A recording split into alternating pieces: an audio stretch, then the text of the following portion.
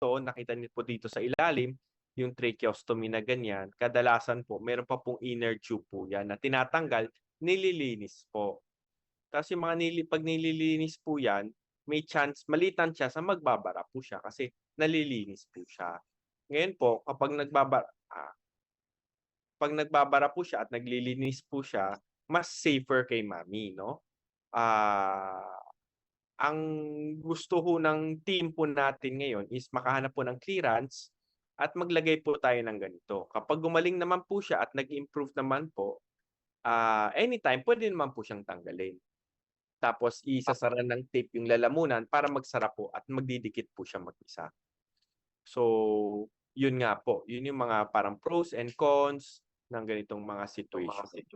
Ngayon po, may ibang tanong po ba kayo? Pero napalitan na po yung tube niya po 'no? Napalitan na po? Para kasi po nung nakaraan parang humingi po ng consent para palitan po yung tube niya. As far parang ido-double check po namin 'no, parang alam ko na ano sila, na re-intubate po siya, ibig sabihin tinanggal, sinaksak po ulit. So, Mm. yun nga yung gusto nating iwasan kaya nga po nila sina-suggest na kasi mag-tracheostomy dahil 'pag tinatanggal po siya, lilinisin lang po para hindi magbara, papasok lang natin po ulit. At, kung boses man, nakakasalita pa rin po siya. May tube po na puwedeng ilagay ho do'n para makapagsalita po siya. Yun po yung mga Okey. opo, opo. Pero siyempre sa umpisa bawal po muna. Tas after operation siyempre mamamagayan, konting dugo, it happens po. Pero after a week or so, mag-i-improve naman po siya. Ah. May ibang tanong po kaya kayo? Doc, Eh, ano pero po yung cons niyan? Parang wala naman po yatang cons akong narinig. So, parang Ah, siyempre obviously maghihiwa tayo. Yan yung pinakamalaking isa sa mga pinaka hindi magandang cons kasi maghihiwa tayo, eh. So 'pag maghihiwa tayo, papasok po tayo sa operating room. As with any surgery po regarding anong type basta naka-anesthesia po, may chance po na in the middle of surgery hindi po masyadong gumanda po yung situation. So, yun po yung pinakamalaking con po niya. Of course, kapag nakikita natin in the future na kaya pong itanggal yung tube sa bibig at hindi po matagal na ilalagay po do'n, hindi po kailangan ng tracheostomy. But if you're foreseeing in the near future na mukhang hindi po mawiwin, ibig sabihin po hindi po kaya ng pasyente makahinga mag-isa, kailangan po natin siyang ano po, kailangan po natin siyang, ilalagay. Kasi po yung tubo po dito, mas mabilis pong makahinga ang pasyente. Dahil 'pag nakapasok po yung tubo sa bibig, malayo po, eh. Sa makina papunta dun sa bibig, papunta dun sa baga, lumalayo. 'Pag dito po diretso, minsan po ang pasyente mas maaga pong matatanggal sa ventilation machine, MEC vent. 'Pag natanggal po nun, next naman, dito naman natin ita-try. Kasi 'pag lagi nasa bibig, hirap, eh, malayo yung dinadaan, ang dami niyang kailangan energy para pong habulin po lahat. Pero kung dito lang, ang ikli, eh, dito next nito baga na po. So, mas mabilis po ang kadalasan po, mas nag-i-improve po sila 'pag nililipat po sa tracheostomy. Pero yun nga po, as I've said, ah, ang cons po nito most likely siyempre nasa anesthesia, during anesthesia, anything can happen. Kaya nga po hinihintay natin yung clearance na ma-resolve ba nila lahat ng mga problema sa katawan bago po ipasok. Ibig sabihin, gusto po natin ipasok siya in pristine condition para we could lessen the challenges and the complications of surgery. Kaya natin pong okey. hinihintay. thanks, Doc. Okay, may ibang Okey. tanong pa kayo? Hmm, Wala naman po ako. Wala po parang ako. wala naman po. Wala naman po. Definitely kasi to be honest, ang mga siyempre main people who will make decisions are si lola, si nanay, and then yung son or daughter man yun. So, of course, as a doctor, I always have mutual communication lines open. Ibig sabihin, after ko kayo makausap, i-schedule po siya. Pero gusto ko rin po siyempre makausap si nanay at ang anak po niya, which is yung pinaka-main decision makers po nung mga ano natin. But definitely, I really do super appreciate na nandito po kayo na we could all discuss this beforehand bago natin, of course, kausapin din si nanay. And whatever naman po na mga question nyo, I'm open and much willing to discuss it para at least lahat po tayo in line po. No? We have the same thoughts and same direction. Yun po yung gusto ko sana natin.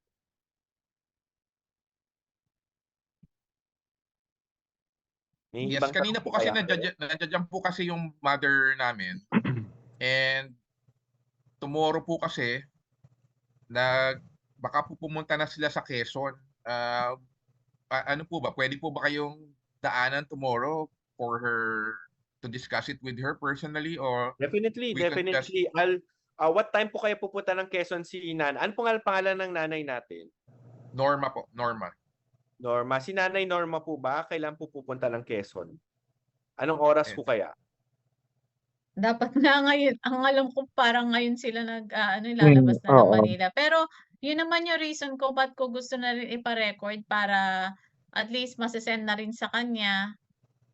Mapakinggan niya yung explanation May from kasama you. po ba siyang may computer ho?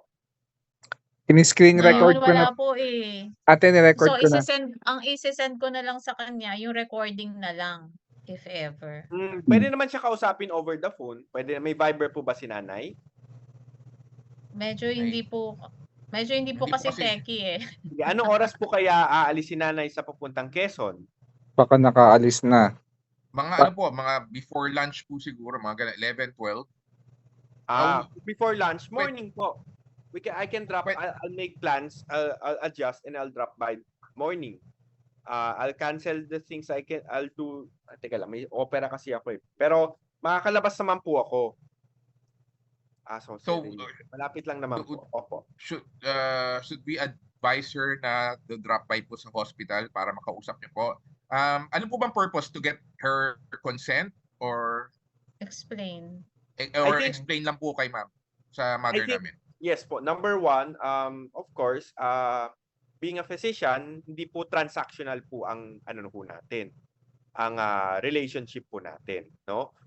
Kasi gusto ko po na syempre lahat po ng involved po maintindihan po natin, kasi especially with malalaking pamilya, may iba-iba pong pananaw sa mga bagay na to. At definitely the law and yung medical team, they put emphasis on yung direct lineage. Ibig sabihin po, yung nanay, yung asawa, yung anak. Ngayon po, syempre, ako po ay, sobrang masaya na nakakausap ko po kayo. Kasi kayo din po yung medyo, sabihin natin, medyo magkalapit tayo ng edaran, mas mabilis pong ma-explain. Next naman, si nanay, kailangan ko rin po syempre makita po sino pong doktor to, hindi ko pa nakikita. Gusto ko pong makausap. Ayoko pong operahan siya at saka makita si nanay. So kung okay lang kay nanay at kayo na po mag-explain, wala lang po problema. Pero kung si nanay ay, willing, gusto niya akong makita kung sino mag-opera sa anak niya, wala rin pong problema sa akin. Willing din po akong dumalaw. Especially din sa anak po. Ang balita ko po, yung anak may iba pong opinion tungkol ho dito. Kaya nga po gusto ko pong lahat tayo umupo ng mabuti at ma-explainan kung anong concern po, no? Maano ho po ng explanation ng mga bagay na hindi po talaga naiintindihan. Okay. Sige po, matatawagan po namin siya tomorrow morning. Then, tatanungin po kung possible po mag-drop by siya dyan. If ever po hindi maka-drop by, Okay lang po. Wala pong problema okay naman lang po. Kung si nanay lang po may gustong makausap ako, willing naman po ako. Pero kung si nanay po ay okay na po sa kanya, ibig sabihin kayo na po nag-explain, okay na po sa kanya, then by all means, wala na pong problema sa akin. We'll proceed as a plan po. Opo. Kasi yung doctor po kanina nandiyan dyan, yung isa pong resident doctor, in-explain naman po, and okay naman po yung sa mother Yes. ko kung Yun nga in-explain. po. And naghanap nga po siya, tinatanong nga po namin kung is there any document na she can sign for her to express her consent. Nagkataon na po wala pa raw po ata yung document available, or di na ata needed. Parang clearance, Pero wala pa yata. definitely she gave her go signal na po. Yeah. sa two doctors na nakausap earlier. Yeah, I think the team is always there naman. It just so happens that I'm not in Manila over the weekend. Opo. But I made sure, or my team made sure that there's always someone you guys can talk to. So if Opo, that's opo. the case po, if yun nga po, as I've said again, if may concern po yung anak po niya, I'm more than willing to communicate with you guys or them or him or her. Anong pangalan po ng anak? Micaela po. Micaela po. Micaela, I'm more than comfortable talking to Micaela. I'm willing to sit down with her if you can pass that message. And if she's willing to drop by and see me, I'll talk to her. Hindi naman po bukas o operahan yan for sure. So we'll set a schedule, update po namin kayo. Anytime before that, if Micaela wants to come, or Nanay Norma wants to come in and sit down with me, I'm more than willing to discuss the situation with them. Opo. Most likely po, pag hindi pa po yan na nagawa, baka po weekend ulit. Mukhang baka week. So we'll try to schedule it within the week. If they have an opportunity to come or even over the phone, sobrang willing Okay. naman po ako to communicate. I think pinaka-importante po sa mga ganitong situation is malinawagan po tayong lahat. Kasi pag hindi po tayo nalilinawagan, ang nangyayari po, marami pong mga assumptions po sa tungkol sa situation. And yun nga, maganda po nga nagtanong kanina si Kuya no? Sabi po niya, puro good things, wala naman bad things.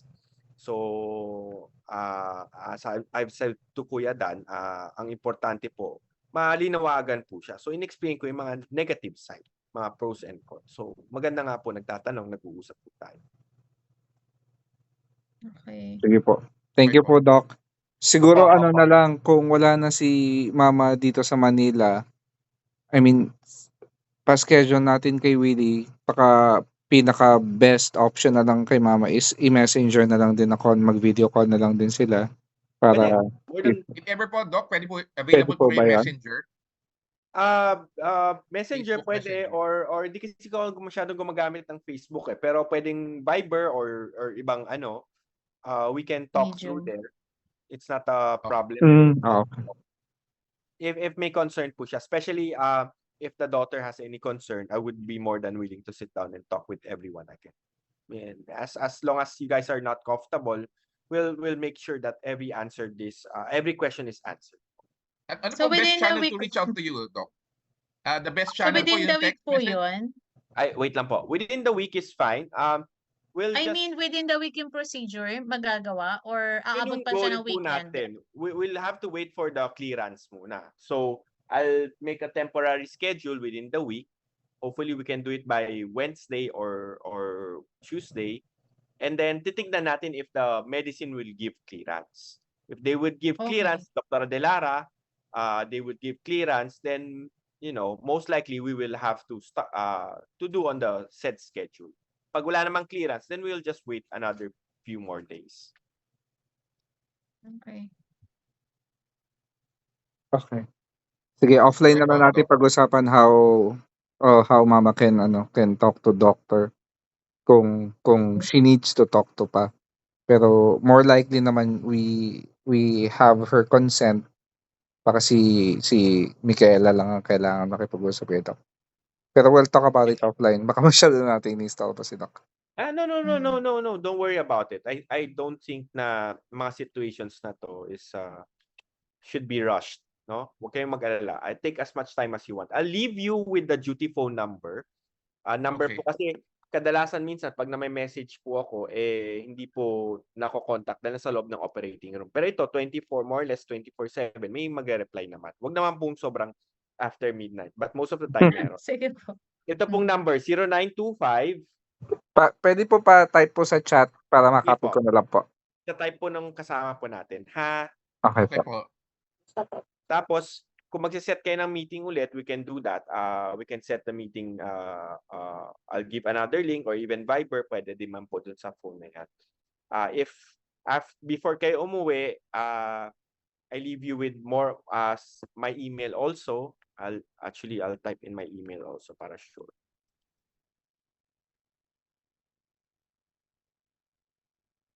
Saan yung at dito? Ito lang at dito sa Windows. 0925 721 5524. And then, ito po ang email ko po. That's ryanoychua.ent Copy. at Copy na lang. gmail.com. Yan, personal email ko po siya. The reason why is, pag phone kasi, right now I have 895 messages sa Viber. So, hindi ko po nababasa lahat and na-realize ko na some of the patients get uncomfortable when I don't answer. And ang dami po kasing nakapatong. So, ang email kasi, strictly for patients only. I can look at it at the end of the day, masasagot ko lahat ng queries one by one. Kasi may family sa Viber, may pinsan, may mga personal group, mga friends. Sobrang dami na po kasi.